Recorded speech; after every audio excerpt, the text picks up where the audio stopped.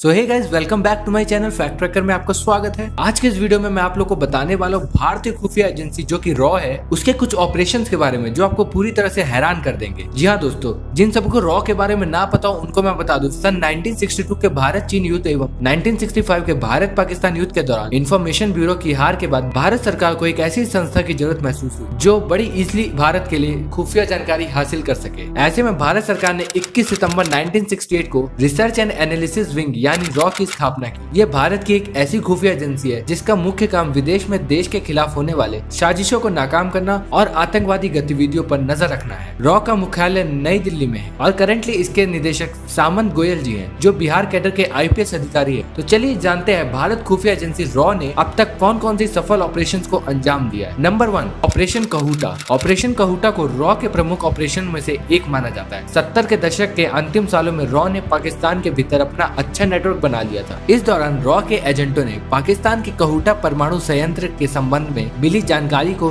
नाई की दुकान पर बाल कटवाने आए पाकिस्तानी वैज्ञानिकों के कटे हुए बालों के सैंपल के आधार पर इस अफवाह का पर्दाफाश किया था। जी हाँ, इस दौरान रॉ एजेंट को पता चला कि पाकिस्तान परमाणु हथियार का निर्माण कर रहा है। इसके बाद इजरायल सीधे तौर पर कहूटा संयंत्र को बम से उड़ाना चाहता था। कहूटा संयंत्र कुछ नहीं, कहूटा एक प्लांट का नाम है। लेकिन भारत के प्रधानमंत्री उस समय जो की थे मोरारजी देसाई ने गलती से उस समय के पाकिस्तानी जनरल जियाउल हक से फोन पर बातचीत में भारत को पाकिस्तान के खुफिया अभियान यानी कि कहूटा प्लांट की जानकारी होने का जिक्र कर दिया था। इसके बाद पाकिस्तान ने फौरन सभी रॉ नेटवर्क को खत्म कर दिया। तो ये था कहूटा प्लांट का ऑपरेशन। नंबर 2 पे आता है ऑपरेशन स्माइलिंग बुद्धा। तो गाइस, नाम ही बिल्कुल अलग है। स्माइलिंग बुद्धा भारत के न्यूक्लियर प्रोग्राम का नाम था जिसे गुप्त रखने की जिम्मेदारी रॉ को दे दी गई। देश के अंदर किसी प्रोजेक्ट में पहली बार रॉ को शामिल किया गया था। भारत 18 मई सन 1974 को पोखरण में 15 किलोटन प्लूटोनियम का परीक्षण कर दुनिया के न्यूक्लियर क्लब में शामिल हो गया था। इस दौरान अमेरिका, चीन और पाकिस्तान की खुफिया एजेंसियों को इस बात की भनक तक नहीं लगी। तब भारत को ये प्रशिक्षण सफलतापूर्वक पूरा हुआ। तब पूरी दुनिया हैरान रह गई थी, आखिर भारत ने बिना किसी सपोर्ट के कैसे कर लिया। तो इसी के साथ चलते हैं नंबर 3 ऑपरेशन पर, ऑपरेशन लीच। तो guys, as we all know, Bharat हमेशा से साउथ एशिया कंट्रीज की मदद करता आ रहा है। इसमें से एक पड़ोसी देश बर्मा भी शामिल है। बर्मा में पहले फौजी शासन हुआ करता था। रॉ ने बर्मा में लोकतंत्र की स्थापना के लिए वहाँ के विद्रोही गुट काचिन इंडिपेंडेंस आर्मी जो कि KIA की मदद की। इस दौरान उन्हें हथियार तक उपलब्ध कराए, लेकिन बाद में KIA से संबंध खराब हो गए और उसने पूर्वोत्तर के बोगियों को हथियार एवं प्रशिक्षण देना शुरू कर दिया। इसके बाद रॉ ने बर्मा के इन बागी गुटों के सफाई के लिए ऑपरेशन लीच चलाया था। सन 1998 में रॉ ने 6 टॉप बागी लीडर्स को मार गिराया और 34 अराकानी गुरिल्ला को भी गिरफ्तार किया। तो चलते हैं ऑपरेशन नंबर 4 जो कि है ऑपरेशन कैक्टस।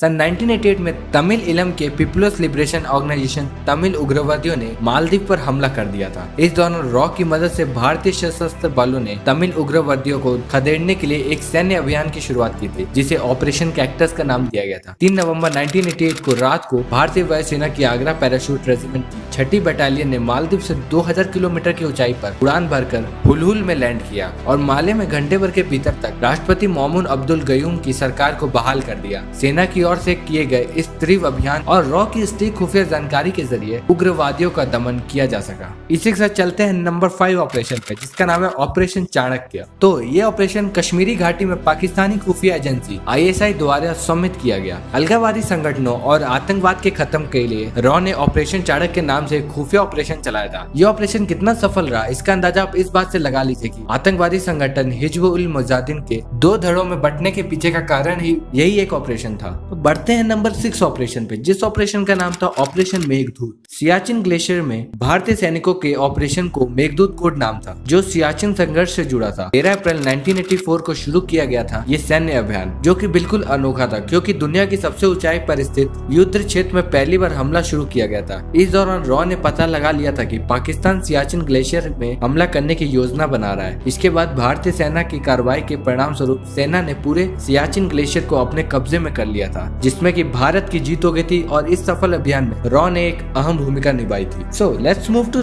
ऑपरेशन नंबर 7 जो कि ऑपरेशन खालिस्तान। भारत के लिए 80 का दशक बेहद संकट भरा रहा। इस दौरान ISI के समर्थन में खालिस्तान चरमपंथी अपने शबाब पर थे। ऐसे में रॉ ने पाकिस्तान और खालिस्तानी चरमपंथियों से निपटने के लिए 2 टास्क फोर्स बनाई थी। एक के जिम्मे पाकिस्तान को निशाना बनाना था और दूसरे के जिम्मे खालिस्तानी गुटों को सफाया करना था। इस दौरान रॉ ने सिर्फ पंजाब की गलियों से खालिस्तान का सफाया किया बल्कि पाकिस्तान के कई बड़े शहरों को भी अस्थिर कर दिया, जिससे ISI को मजबूर होकर खालिस्तानियों का समर्थन बंद करना पड़ा। And the last operation is snatch operation. इसके अलावा रॉ पिछले कई सालों से स्नैच ऑपरेशन को भी अंजाम देता आ रहा है। स्नैच ऑपरेशन में रॉ के अधिकारी विदेशी में किसी संदिग्ध को पकड़ते हैं और देश के अज्ञात स्थान पर पूछताछ के लिए ले आते हैं। पिछले दशक में रॉ नेपाल, बांग्लादेश एवं अन्य देशों में से 400 सफल स्नैच ऑपरेशंस को अंजाम दे चुका है। स्नैच ऑपरेशंस को समझने के लिए अक्षय कुमार की फिल्म बेबी अच्छा उदाहरण है, और आप लोग ने तो बेबी मूवी जरूर देखा हो। तो गाइस, ये थे कुछ भारतीय खुफिया एजेंसी रॉ के वो हैरान कर देने वाले ऑपरेशंस जो पूरी तरह से जासूसी से भरपूर थे। इसके अलावा रॉ ने बहुत सारे ऑपरेशंस को अंजाम दिया। तो गाइस, कैसा लगा आपको वीडियो में कमेंट जरूर करिएगा, और अगर आप चैनल पे नए हैं तो जरूर सब्सक्राइब करिए, बेल आइकन दबा के रखिए। इसी तरह के इंटरेस्टिंग फैक्ट्स मैं रोज डालूंगा। मिलते हैं ऐसे कोई इंटरेस्टिंग वीडियो में। Thanks for watching.